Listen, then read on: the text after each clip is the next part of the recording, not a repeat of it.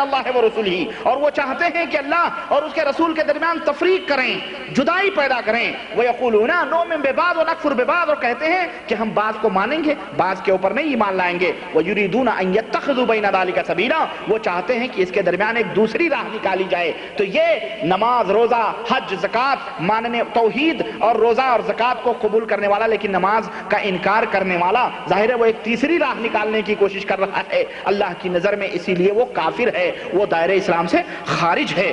اللہ وحدہ لا شریک نے اس آیت کریمہ سے یہ بات واضح کر دی کہ جو بندہ بعض حکم کو مانے اور بعض کو نہ مانے وہ مسلمان نہیں ہو سکتا ہے، وہ کافر ہے۔ کلیئر ہو گئی یہ بات کہ نہیں ہو گئی؟ واضح طور پہ سمجھ میں آئی کہ نہیں آئی؟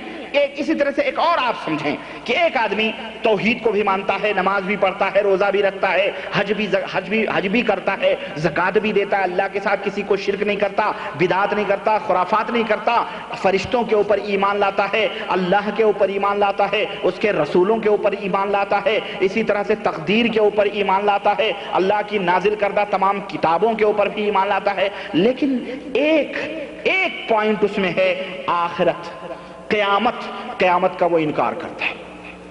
قیامت کا کیا کرتا ہے؟ وہ کہتا ہے بس ہم اس دنیا میں جو کھا لیں پی لیں مر جائیں، قیامت و قیامت کچھ بھی نہیں، ہم نہیں مانتے اس کو۔ آپ یہ بتائیں وہ مسلمان ہے؟ سمجھنے کی کوشش کیجئے اس پوائنٹ کو جو میں آپ کو بتا رہا ہوں۔ کلمہ توحید یہ بنیاد ہے، اس کے ارکان یہ نماز، روزے، حج، زکوٰۃ ہیں، اس کے بعد ایمان کے ارکان ہیں یہ 6۔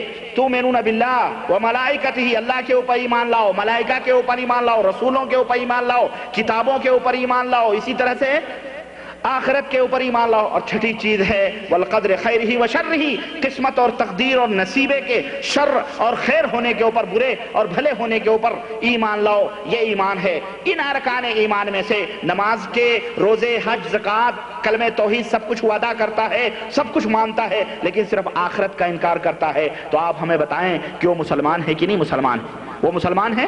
وہ کافر ہے، وہ مسلمان نہیں ہے، وہ دائرہ اسلام سے خارج ہے۔ اسی طرح سے اور بھی آپ لے لیں، مکمل طور پہ اسی طرح کی مثالیں لے لیں کہ وہ سب کچھ مانے پر رسول اکرم صلی اللہ علیہ وسلم کا انکار کرے، یا حضرت عیسیٰ علیہ السلام، رسول اکرم صلی اللہ علیہ وسلم کو بھی مانے لیکن حضرت عیسیٰ علیہ السلام کے اوپر ایمان نہ لائے، حضرت موسیٰ علیہ السلام کا انکار کرے، تو مسلمان ہے؟ نہیں مسلمان ہے۔ قرآن کو بھی مانے، توریت، زبور، انجیل کا انکار کرے، یہ اللہ کا کلام نہیں ہے، ہم نہیں مانیں گے، توریت، زبور اللہ نے نہیں اتاری ہیں، انکار کر دے، وہ مسلمان ہے؟ نہیں مسلمان ہے۔ تو میرے عزیزوں، میرے دوستوں، ایک جز کا انکار کرنے والا، اسے کلمہ توحید کوئی فائدہ پہنچا سکتا؟ لا الہ الا اللہ محمد رسول اللہ کوئی فائدہ پہنچا سکتا؟ سمجھ میں آ رہی ہے بات کی نہیں آ رہی ہے؟ سمجھنے کی کوشش کرو اس نقطے کو، اگر آپ نے سمجھ لیا تو انشاءاللہ تبارک و تعالی آپ کی زندگی میں جو لگے بچے جھنکھاڑ ہیں، جو جھاڑیاں ہیں جن میں آپ الجھ کے اچک کے چل رہے ہو نا، وہ تمام سب جھاڑیاں اور بیڑیاں کٹ جائیں گی، اور ایک حقیقت آپ کے سامنے کھل کے آ جائے گی، اور اللہ کے اس دین اور اسلام کو آپ اچھی طرح سے سمجھ لو گے۔ پھر آپ کو فیصلہ کرنے کے اندر بالکل آسانی ہو جائے گی کہ کون حق پہ ہے اور کون باطل پہ ہے۔ میں آپ سے پوچھنا چاہتا ہوں کہ اگر سب کچھ مانتا ہے، صرف نماز کا انکار کرتا ہے وہ کافر ہے، سب کچھ مانتا ہے، آخرت کا صرف انکار کرتا ہے وہ کافر ہے، سب کچھ مانتا ہے، قرآن کا صرف انکار کرتا ہے وہ کافر ہے، ایک جز کا جو کہ ایک درخت کی چند شاخیں ہیں، کلمہ توحید یہ اصل ہے، یہ جڑ ہے، یہ بنیاد ہے، وہ دین جسے محمد الرسول اللہ صلی اللہ علیہ وسلم نے اس دنیا کے اندر نافذ کیا اور لے کے آئے، اور وہ دین، وہ فریضہ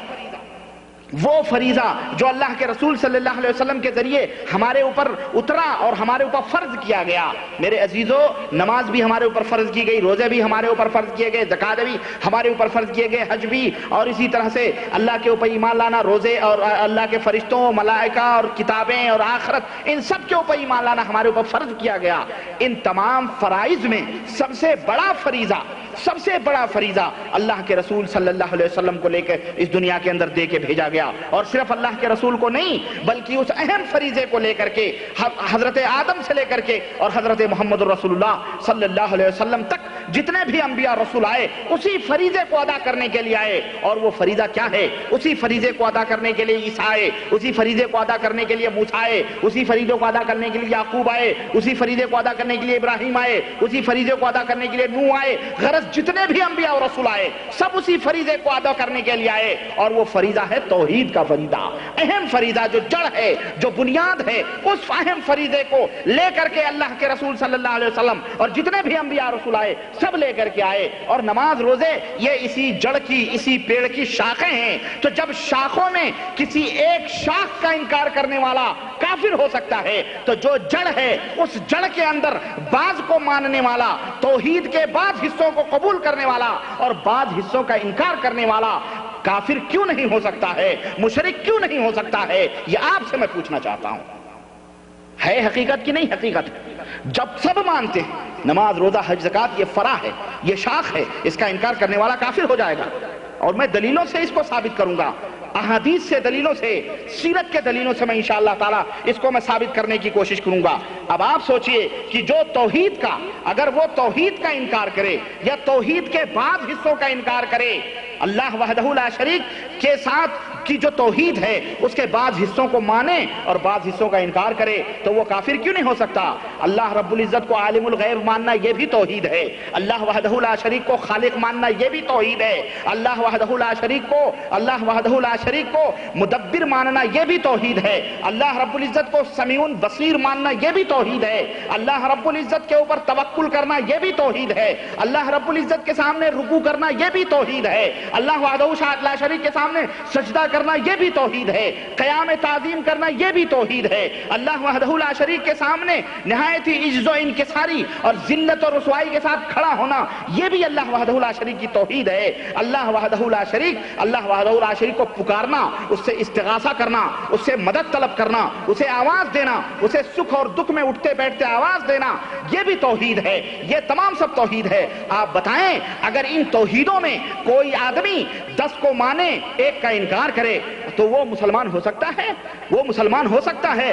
آج کتنے لوگ ہیں جو اللہ وحدہ لا شریک اور ہم میں موجود ہیں اور اپنے آپ کو مسلمان کہتے ہیں، اور یہ بھی ایسے ویسے مسلمان بھی نہیں بلکہ ٹناٹن مسلمان کہتے ہیں، اپنے آپ کا ٹی ٹی ایس کے نام سے ٹناٹن سنی کہتے ہیں، اور کہتے ہیں ہمارے علاوہ دنیا میں کوئی مسلمان ہی نہیں ہے۔ ایسے لوگ ہیں جو اللہ وحدہ لا شریک کو حاکم مانتے ہیں، خالق مانتے ہیں، رازق مانتے ہیں، کلمہ بھی پڑھتے ہیں، محمد رسول اللہ بھی پڑھتے ہیں، اللہ کے نبی کو مانتے ہیں، روزہ بھی رکھتے ہیں، نماز بھی پڑھتے ہیں، حج بھی کرتے ہیں، زکوٰۃ بھی دیتے ہیں، نفل بھی کرتے ہیں، اور اس کے علاوہ بھی بہت کچھ کرتے ہیں، لیکن اس کے ساتھ ساتھ اللہ وحدہ لا شریک کے توحید کے اندر گھٹالے کرتے ہیں۔ اللہ رب العزت نے فرمایا میرے علاوہ کسی کو رکوع نہ کرو، یہ غیر اللہ کے سامنے جھکے ہوئے لوگ ہیں۔ اللہ نے فرمایا میرے علاوہ کسی کے سامنے سجدے نہ کرو، یہ درگاہوں اور مزاروں کے اوپر سجدے کرتے ہیں۔ اللہ نے فرمایا میں مشکل کشا ہوں، میں حاجت رواں ہوں، میرے علاوہ کوئی کائنات کے اندر تمہاری مشکل کشائی نہیں کر سکتا، میرے علاوہ کوئی حاجت روائی نہیں کر سکتا، مانگنا ہے تو مجھ سے مانگو، میں ہوں، حی ہوں، قیوم ہوں، میں زندہ ہوں، ہمیشہ سے ہوں، ہمیشہ رہوں گا۔ لیکن مسلمانوں کے کلمہ پڑھنے والوں کے ایک طبقے نے، اور انہوں نے کہا کہ اللہ تو ہے ہی ہے سب کچھ، لیکن فلانے حضرت بھی ہیں، فلانے بھی ہیں، فلانے حضرت بھی ہیں، خواجہ اجمیری بھی ہیں، غوث پاک بھی ہیں، فلانے حضرت بھی ہیں، داتا گنج بھی ہیں، گلبرگہ والے پر بابا گیسو دراز بھی ہیں، چراغ دلوی بھی ہیں، نظام الدین بھی ہیں، فلانے سب، ان سب کو تو نے غیب دیا ہوا ہے، یہ سب بگڑی بنا سکتے ہیں، یہ سب ہمارے حاجت رواں ہیں، یہ سب مشکل کشا ہیں۔ اور دلیل، یہ دلیل دینے کی ضرورت نہیں ہے، میں آپ کو 2-4 شعر، اور یہ کس کی بات میں بتاؤں آپ کو، یہ کون مانتا ہے؟ یہ ان بیچارے قبر پرستوں کے سب سے بڑے امام ہیں احمد رضا خان صاحب، ان کی کتاب سوئے اتفاق کہیے کہ میرے پاس موجود ہے۔ اللہ کے نبی صلی اللہ علیہ وسلم تو اللہ کے نبی رہے، ان سے جو مانگتے ہیں، جو کرتے ہیں، وہ تو چھوڑے ہی، وہ کہتے ہیں وہی جو مستوی عرش تھا خدا بن کر، کہتے ہیں وہی جو مستوی عرش تھا خدا بن کر، یعنی وہی ذات جو عرش کے اوپر بیٹھی ہوئی تھی خدا ہو کر کے اتر پڑا ہے مدینے میں مصطفیٰ بن کر، نعوذ باللہ، وہی جو مستوی عرش تھا خدا بن کر اتر پڑا ہے مدینے میں نعوذ باللہ مصطفیٰ بن کر۔ یہ نبی کریم صلی اللہ علیہ وسلم کے بارے میں اس طرح کے ایمان اور عقیدے رکھے جاتے ہیں، اور یہ تو یہ ہیں غوث پاک اور صحابہ کرام کا خیر تو وہ نام ہی لینے والا نہیں ہے، کیونکہ ان کو تو بیچاروں کو اولیاء اللہ کے زمرے میں یہ بیچارے جانتے ہی نہیں. کوئی ابو بکر صدیق، عمر فاروق اور جو ہے کیا کہتے ہیں حضرت عثمان، ان لوگوں کی کبھی کوئی نظر نیاز دلاتا ہے؟ کسی ظالم نے دلائی ہے؟ کوئی نہیں دلاتا ہے، کوئی نہیں دلاتا. زیادہ ولیوں کے تعلق غوث پاک سے جوڑتے ہیں. 5ویں 6ٹھی صدی ہجری سے ان کے ولایت کا تعلق چلتا ہے غوث پاک کے نام سے. اب میں آپ سے پوچھنا چاہتا ہوں کہ وہ تو وہ ہیں اس 14 صدی کے امام، اپنے آپ کو امام کہلانے والا، حضرت نہیں بلکہ اعلیٰ حضرت کہلانے والا، اس کے مریدوں نے اس کے بارے میں، اور وہ خود کیا کہتے ہیں احمد رضا خان صاحب. چنانچہ ان کے مرید نے احمد رضا خان صاحب کے بارے میں شعر کہے ہیں. وہ کیا کہے ہیں کہ خلق کے حاجت روا احمد رضا. احمد رضا خان صاحب کون ہیں؟ یہ بریلی کے امام ہیں. ہاں، کہتے ہیں کہ خلق کے حاجت روا احمد رضا ہے میرا مشکل کشا احمد رضا. نعوذ باللہ. اللہ رب العزت فرمائے میں مشکل کشا، میں حاجت روا، میں تمہاری بگڑی بنانے والا. اللہم لا مانع لما اعطیت ولا معطی لما منعت. اے اللہ، جس کو تو دینے پہ آئے اسے کوئی روک نہیں سکتا، اور جس کو تو نہ دے اسے کوئی دے نہیں سکتا ہے. اللہم مالک الملک تؤتی الملک من تشاء وتنزع الملک ممن تشاء وتعز من تشاء وتذل من تشاء بیدک الخیر. اے اللہ، تو مالک الملک ہے، ساری بادشاہت تیرے ہاتھ میں ہے. تو جس کو چاہے تخت عطا فرمائے اور جس کو چاہے تخت دار کے اوپر لٹکا دے. تو جسے چاہے عزت و رفعت کی بلندیاں عطا فرمائے اور جسے چاہے ذلت و رسوائیوں کے گڑھوں کے اندر ڈھکیل دے. تیرے ہی ہاتھ میں خیر اور بھلائی ہے، تو ہی ہر شے کے اوپر قادر ہے. اللہ یہ اعلان کرتا ہے کہ کون ہے میرے علاوہ تمہارے دکھوں کو ٹالنے والا؟ کون ہے میرے علاوہ؟ اذا سالک عبادی عنی فانی قریب اجیب دعوت الداعی اذا دعانی. اے میرے محبوب، میرے بندے جب میرے بارے میں سوال کریں کہ میں کہاں ہوں تو ان سے کہو انی قریب، میں تم سے قریب ہوں. جب تم اسے آواز دیتے ہو تو میں اس کی آواز کے اوپر لبیک کہتا ہوں. اللہ اپنے بارے میں یہ کہہ رہا ہے. اور یہ ہمارے 14 صدی کے یہ ملانے بیچارے، یہ شورا اور یہ اپنے آپ کو TTS کہنے والے لوگ اور اپنے آپ کو پکے سکے اہل سنت، یہ منہ اور مسور کی دال والی بات یہ کہنے والے لوگ یہ کہتے ہیں کیا کون دیتا ہے مجھ کو کس نے دیا؟ کون دیتا ہے مجھ کو کس نے دیا؟ جو دیا تم نے دیا احمد رضا. نعوذ باللہ. یہ شرک نہیں ہے؟ یہ بتاؤ مجھے مسلمانوں، یہ کھلا ہوا شرک نہیں ہے؟ جو یہ اللہ کی قسم، یہ عقیدہ تو وہ مشرکین مکہ بھی نہیں رکھتے تھے اپنے بتوں کے سامنے. وہ بھی کہتے تھے یہ تھوڑی کچھ دے سکتے ہیں، ہم تو ان کو صرف ما نعبدہم الا لیقربونا الی اللہ زلفیٰ، ہم ان کی عبادت چڑھاوے جو کرتے ہیں، ان کو جو پکارتے ہیں صرف اس لیے پکارتے ہیں تاکہ ہمیں یہ اللہ سے قریب کر دیں. لیکن یہ شعر دیکھیں، اور آپ یہ نہ سوچیں کہ میں اپنی طرف سے بنا کے نا، میں کوئی شاعر ویر نہیں ہوں.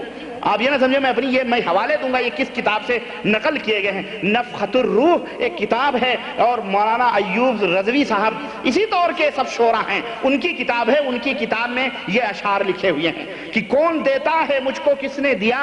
جو دیا تم نے دیا احمد رضا. دونوں عالم میں ہے تیرا آسرا، دونوں عالم میں ہے تیرا آسرا. ہاں مدد فرما شاہ احمد رضا.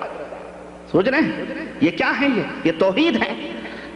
جب زبانیں سوکھ جائیں پیاس سے، جب زبانیں سوکھ جائیں پیاس سے، جام کوثر کا پلا احمد رضا. یہ پدی کے شوربے اللہ کے نبی حوض کوثر پہ بیٹھیں گے، یہ تو مبتدع بدعتی. اللہ کے رسول صلی اللہ علیہ وسلم، اللہ اکبر، کیا بات فرمائی. اللہ کے نبی صلی اللہ علیہ وسلم نے فرمایا، صحیح بخاری کی روایت. اور ان کے بدعتی ہونے میں تو کوئی شک ہی نہیں ہے. میں سمجھتا ہوں جو شک کرے اس کے ایمان میں مجھے شک لگے گا. یہ تو بدعت کے امام تھے بیچارے.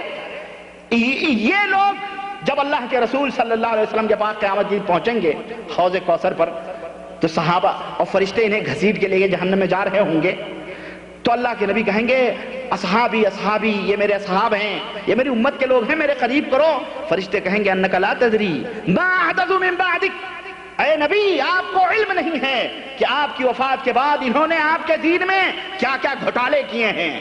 کن کن چیزوں کو نیاز انہوں نے داخل کرائی، فاتحے انہوں نے داخل کرائے، قبروں پہ چادریں انہوں نے جائز کرائیں، قبے انہوں نے بنوائے، گنبدیں انہوں نے بنائیں، شیرنیاں انہوں نے کھائے، بتاشے انہوں نے ایجاد کروائے، اور باقاعدہ ایصال ثواب کے لیے فہرست کی فہرست کی۔ احمد رضا خان صاحب جب مرنے لگے تو ان سے پوچھا گیا آپ کے مزار پہ کیا کیا نیاز اور فاتح ہونے چاہیے، تو انہوں نے ایک لسٹ لکھوائی تھی، ان کی کتاب میں موجود ہے، ہمارے پاس ملفوظات اعلیٰ حضرت موجود ہے، اس کے اندر لکھے ہیں کچوڑی ہونی چاہیے، پوڑی ہونی چاہیے، ہفتے میں ایک دفعہ اگر مرغ مسلم ہو تو چلے گا، اسی طرح سے باقاعدہ دودھ کی کلفی اور شیرنی اور کیا کہتے ہیں، یہ پوری لسٹ ہے، وہ میں بتاؤں گا کبھی، وہ باقاعدہ لکھائے ہوئے ہیں، یہ انہوں نے ایجاد کرائی۔